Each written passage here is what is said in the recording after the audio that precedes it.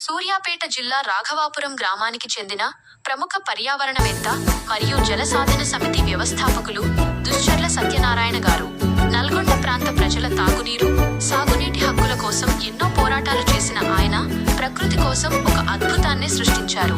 తనకున్న 70 ఎకరాల పూర్వీకుల భూమిని కోట్ల సంఖ్యలో చెట్లు, పక్షులు, వన్యప్రాణులతో ఒక సహజమైన అడవిగా మార్చారు. వర్షపు నీటిని నిల్వ చేయడానికి ఈ అడవిలో స్వయంగా చెక్ డ్యాంలు, 13 చెరువులను తవ్వించారు.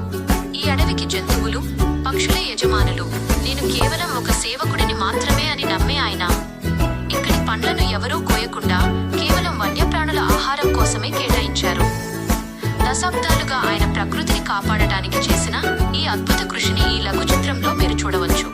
ఈ వీడియో మీకు నచ్చితే ఇప్పుడే లైక్ చేసి షేర్ చేయండి. అలాగే మా ఛానల్ని సబ్స్క్రైబ్ చేసుకోవడం మర్చిపోకండి.